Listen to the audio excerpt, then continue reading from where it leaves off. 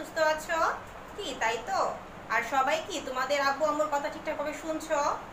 সবাই অবশ্যই শুনছো কি? তাই তো। তো এখন আসো আমরা আমাদের পড়া শুরু করি। তো তোমাদের সবাইকে এই শাইন কম্পিউটার কিন্ডারগার্টেনের অনলাইন ক্লাসে স্বাগত জানিয়ে আমি আমার ক্লাস শুরু করছি। তো এখন আমরা ইংরেজি পড়বো। তো ইংরেজি আমরা আজকে কোন বই থেকে পড়বো একটু বলো তোমরা। দেখো তোমাদের যে স্কুলের নাম লেখা আছে এই শীটটা সবাই বের করো। তো আজকে আমরা এই শীট থেকে পড়বো। তো এই শীটের আজকে দেখো লেসন 25 এবং 26 এর 3 নং ডো বেঙ্গলি আমরা পড়ব।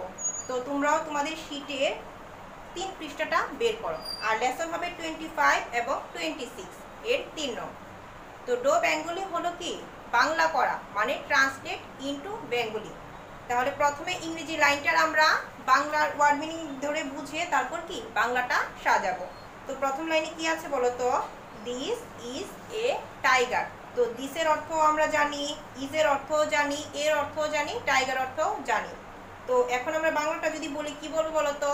এই হয় একটি বাঘ। তাহলে দিস ইজ এ টাইগার বলে আমরা কি বলবো? এই হয় একটি বাঘ। তো তারপর 2 নম্বরটা দেখো, ইট ইজ স্ট্রং। ইহা হয় শক্তিশালী। তোমরা একটা জিনিস ঠিক করো, দেখো এখানে কি লেখা আছে? This is, it is strong. তাহলে ইহা হয় শক্তিশালী, কিন্তু বাংলাটা একটা জিনিস খেয়াল করো, ইহা হয় একটি শক্তিশালী, কিন্তু এখানে একটির জন্য এখানে কি এ আছে? নেই। তো এইখানে বাংলায় একটি কথাটা তোমরা কেটে দাও। তো আমরা এখানে কি লিখবো বলো তো একটু?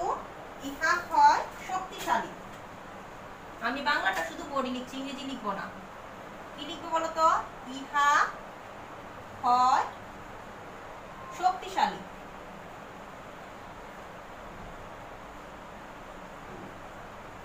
তাহলে একটি কথাটা আমরা কি করব? কেটে দিব। তাহলে ইট ইজ স্ট্রং বলে আমরা কি বলবো বলো তো? ইহা হয় শক্তিশালী।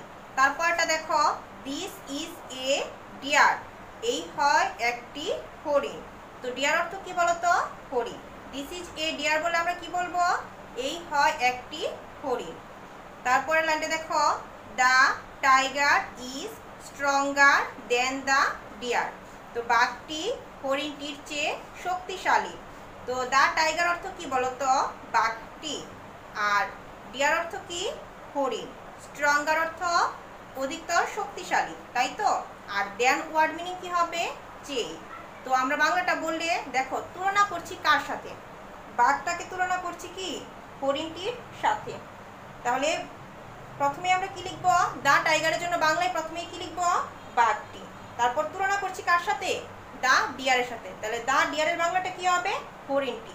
প্রথমে যাকে তুলনা করব ইংরেজিতে যার নাম থাকবে প্রথমে আমরা এটা লিখব, তারপর শেষে যার সাথে তুলনা করছি বাংলায় তারপর তারটা লিখব। ঠিক আছে? তাহলে আমরা ইংরেজিটা আবার বলি, the tiger is stronger than the deer. তাহলে বাংলাটা আমরা বলবো, বাঘটি হরিণটির চেয়ে শক্তিশালী। তারপর 5 নাম্বারটা দেখো, দা বয় ইজ শর্ট। বালকটি খাটো। তাহলে দা বয় ইজ শর্ট বলে আমরা কি বলবো? বালকটি খাটো, কারণ শর্ট অর্থ কি? খাটো। 6 নাম্বারটা দেখো, the man is stroller then the boy. লোকটি বালকটির চেয়ে লম্বা। তাহলে দা ম্যান, এখানে লোকটিকে তুলনা করছি কার সাথে? দা বয়ের সাথে। তো প্রথমে আমরা বাংলায় লিখবো কি? লোকটি। তারপর দেখো দা বয়েরটা কি শেষে আছে, তো তুলনা করার সময় প্রথমে আমরা লিখেছি দা ম্যানের জন্য লোকটি, তারপর কি আছে? দা বয়। তাহলে লোকটির পরে কি লিখবো? বালকটি। এখন দেখো টলার অর্থ কি? টলারের বাংলা টল হলো লম্বা, আর টলার হলো অধিকতর লম্বা। যেটা এটা অধিকতর লম্বাটা হয় কখন? যখন দুইজনের মধ্যে তুলনা করা হয় তখন। আর দেনের ওয়ার্ড মিনিং কি হবে? চেয়ে। তো বাংলাটা আমরা বলতে গেলে কি বলবো? লোকটি বালকটির চেয়ে লম্বা। এখানে চেয়ে ব্যবহার যখন আমরা করব কোনো বাক্যে, তখন অধিকতর লম্বা আর লিখতে হবে না। ঠিক আছে? তাহলে এই যে দেখো আমি বলি লোকটি বালকটির চেয়ে অধিকতর লম্বা, তো এইখানে এই চেয়ে লেখার জন্য আমার আর কি অধিকতর কথাটা লেখার দরকার নেই। দেখো আমরা এখন 7 নাম্বারটা বলছি, the ball is bigger than the top. তাহলে দা বলের বাংলাটা কি হবে? বলটি। তো তোমাদের শীটে একটা জিনিস ঠিক করো, এখানে শব্দটা ভুল আছে, তো আমরা কি লিখতে পারি? বলটি। তো 7 নম্বর এখানে কি লিখবো?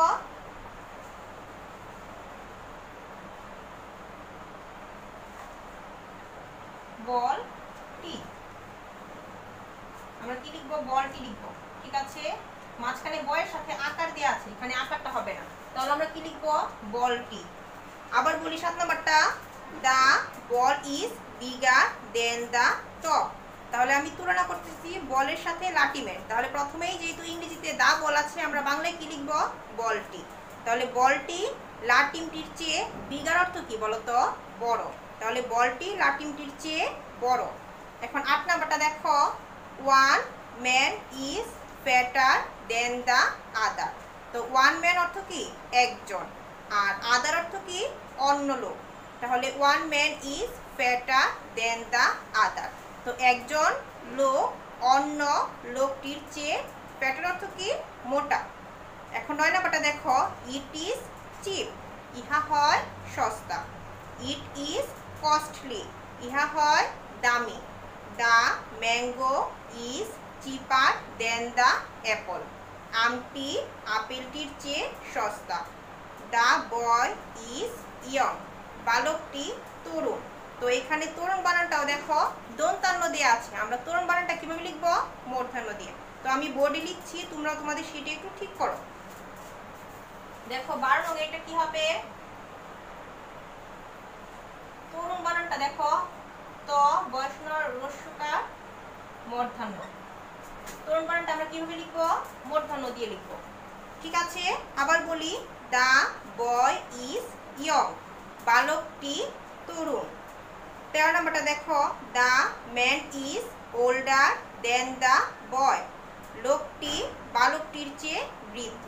আবার বলি, the man is older than the boy. লোকটি বালকটির চেয়ে বৃদ্ধ। তো আজকে আমরা এই 13 নং পর্যন্তই বলবো। তো আসো আমরা আরেকবার বলি, দিস ইজ এ টাইগার। এই হয় একটি বাঘ। It is strong. ইহা হয় শক্তিশালী। This is a deer. এই হয় একটি হরিণ। তারপর দেখো, the tiger is stronger than the deer. বাঘটি হরিণটির চেয়ে শক্তিশালী। The boy is short. বালকটি খাটো। The man is taller than the boy. লোকটি বালকটির চেয়ে লম্বা। The ball is bigger than the top. তো এখানে সবাই ঠিক করেছ। দা বলের বাংলা কি হবে? বলটি। তাহলে বলটি লাটিমটির চেয়ে বড়। One man is fatter then the other. একজন লোক অন্য লোকটির চেয়ে মোটা। It is chip. তো এখানে দেখো 9 নংয়ের ইট ইজ চিপ। চিপ বানানের সিটা তোমাদের শিটে বোঝা যাচ্ছে না, তোমরা একটু কলম দিয়ে এখানে চিপ বানানের সিটা লিখে রাখো। তো ইট ইজ চিপ, এটার বাংলাটা হবে ইহা হয় সস্তা। It is costly. ইহা হয় দামি।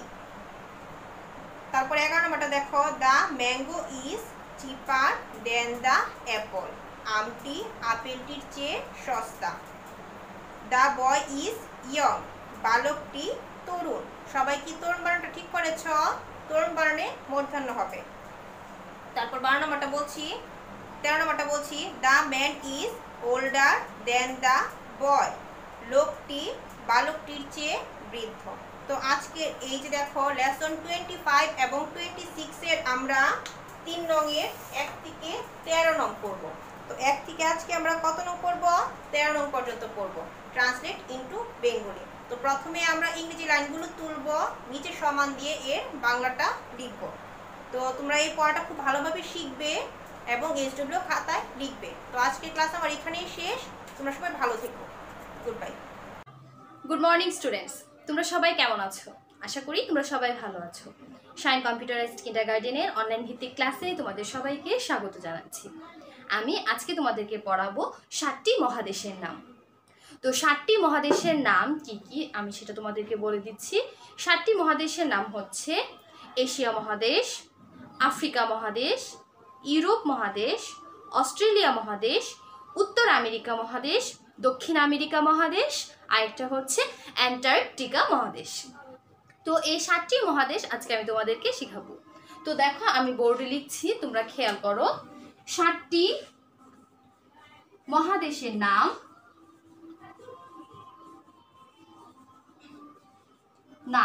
তোমরা কিন্তু খাতায় যখন লিখবে তখন এভাবে লিখে নেবে, লেখা হলো। ঠিক আছে, তারপর নাম্বার দিয়ে দিয়ে 7টি মহাদেশের নাম লিখবে। 1 নম্বর হচ্ছে এশিয়া মহাদেশ, এশিয়া মহাদেশ। তারপর 2 নম্বর হচ্ছে আফ্রিকা মহাদেশ, আফ্রিকা মহাদেশ। তারপর 3 নম্বর হচ্ছে ইউরোপ মহাদেশ, ইউরোপ মহাদেশ। তারপর 4 নম্বর হচ্ছে অস্ট্রেলিয়া মহাদেশ,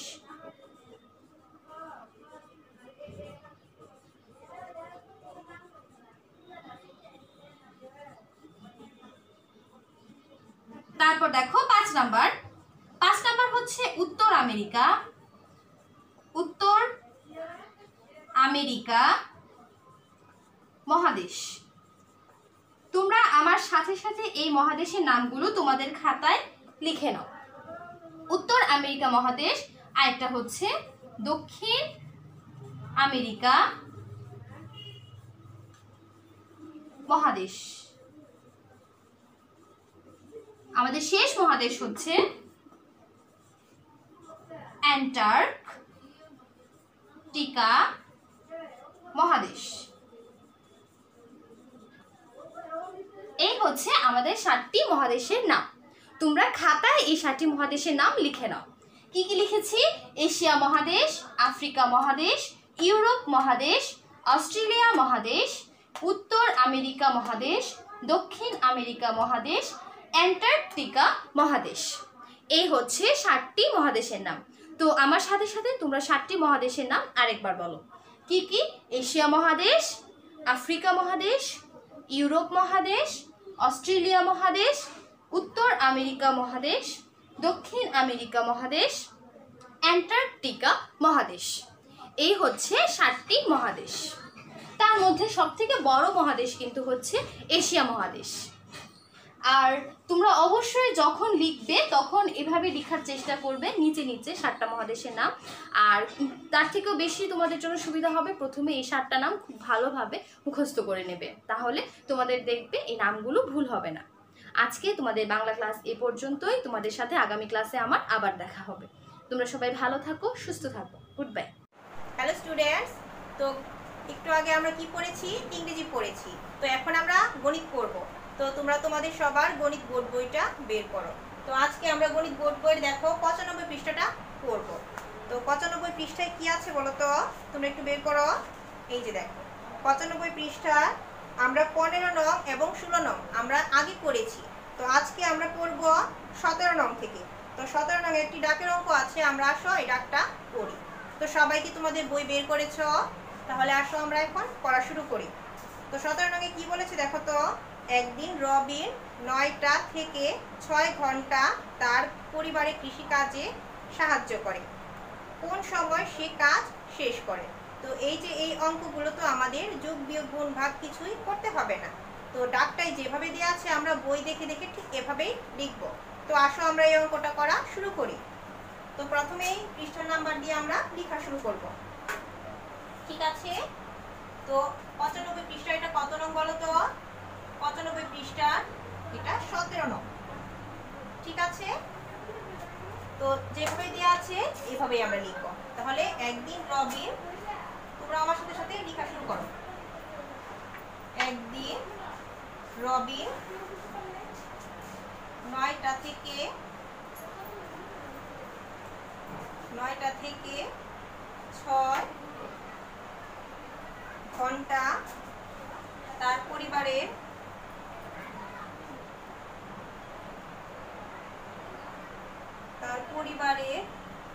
কৃষি কাজে সাহায্য করে।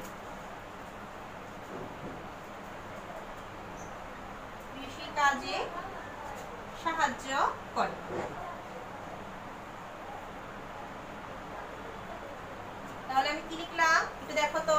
একদিন রবিন 9টা থেকে 6 ঘন্টা তার পরিবারের কৃষিকাজে সাহায্য করে।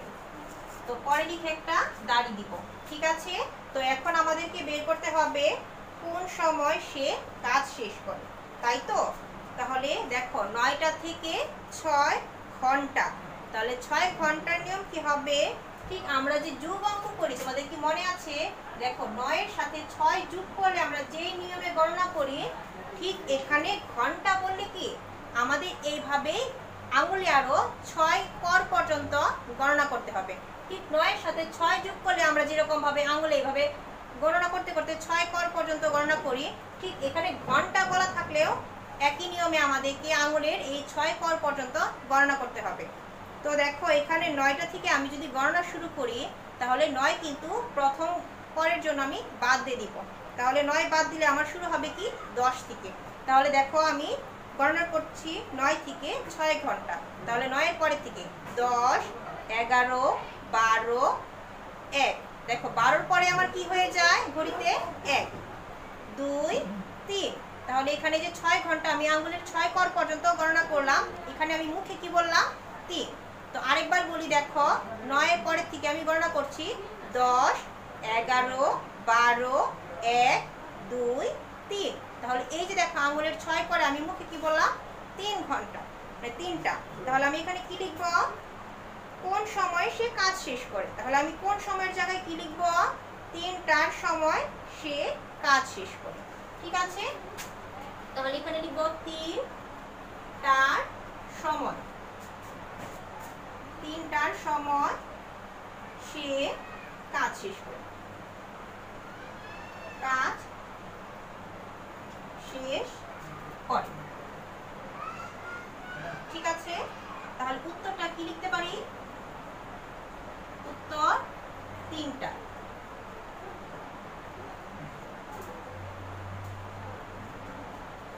তো এই অঙ্কটা আমরা সবাই বুঝতে পেরেছি। তো এখন আমরা কি করব বলো তো, 17 নম্বর অঙ্কটা সবাই করলাম।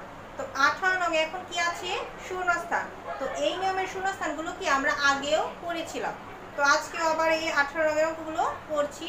তো তোমাদের সবার কি আশা করি এই নিয়মগুলো মনে আছে। তো প্রথমে আগে আমরা শূন্যস্থানগুলো তুলে নিব, তো এটা মুছে ফেলি।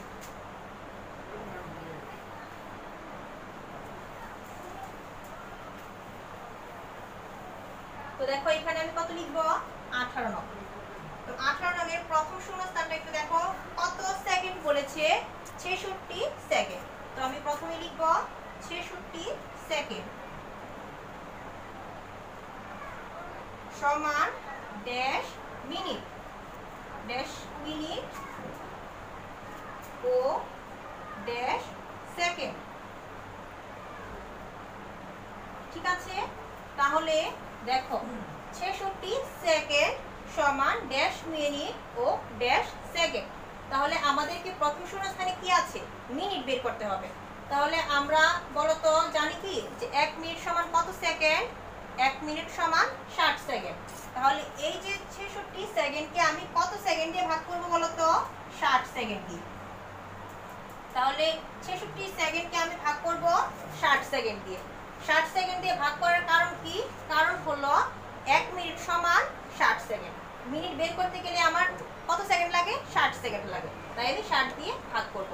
তাহলে 60 66-র মধ্যে যায় একবার, 60 একে 60। এখন বিয়োগ করো, শূন্য আছে 6 হবে, 6 হলে 6 থেকে 6 চলে গেলে শূন্য হয়, সংখ্যার বাম দিকে শূন্য বসে না। তো এই যে দুইটা শূন্যস্থানের জন্য আমার কি দুইটা উত্তর, ঠিক আছে। তো এই যে ভাগফল বের হলো 1, এই ভাগফলটা হবে কি প্রথম শূন্যস্থানে, এই ভাগফলটা বসবে কি, ভাগফল হবে কোথায়, প্রথম শূন্যস্থানে। কি লিখলাম বলো তো, একটু তোমরা বলো সবাই। ভাগফল হবে প্রথম শূন্যস্থানে। তো ভাগফল আমার কত হলো 1, তো এই একটা আমার বসবে প্রথম শূন্যস্থানে। তারপর এটা দেখো কি ভাগশেষ, তো এই ভাগশেষটা হবে কি, ভাগশেষ হবে দ্বিতীয় শূন্যস্থানে। তো এই যে ভাগশেষ কত হলো আমার 6, এই যে ভাগশেষটা যাবে কোথায় দ্বিতীয় শূন্যস্থানে। তো আমাদেরকে এই কথাটা মনে থাকবে যে ভাগফল বসবে প্রথম শূন্যস্থানে এবং ভাগশেষটা বসবে দ্বিতীয় শূন্যস্থানে। তো এইটা মুছে ফেলি। হ্যাঁ, তো এখন আমরা দ্বিতীয় শূন্যস্থানটা লিখব। তো দ্বিতীয় শূন্যস্থানে কি আছে বলতো 111 মিনিট। 111 মিনিট লিখব।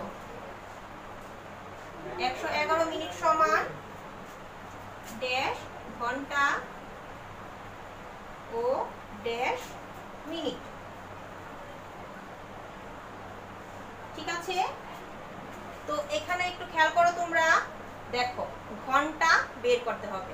তো 1 ঘন্টা সমান কত মিনিট একটু বলো তো তোমরা। 1 ঘন্টা সমান 60 মিনিট। তো এই যে 60 মিনিটে 1 ঘন্টা হয়, তাহলে আমরা 111 মিনিটকে কত মিনিট দিয়ে ভাগ করব 60 মিনিট দিয়ে।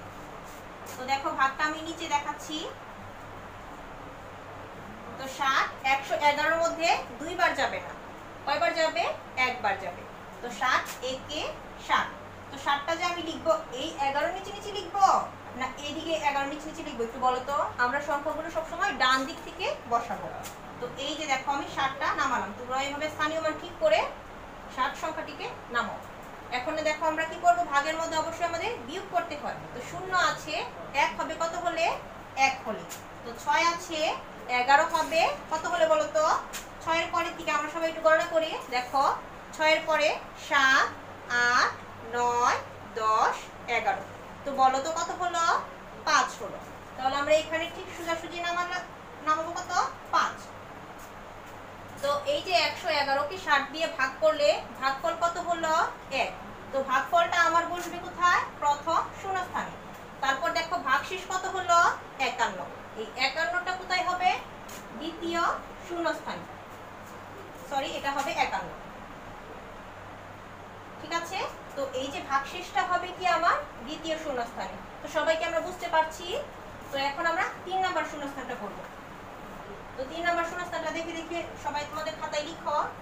কত ঘন্টা আছে এখানে বলো তো 30 ঘন্টা সমান ড্যাশ দিন ও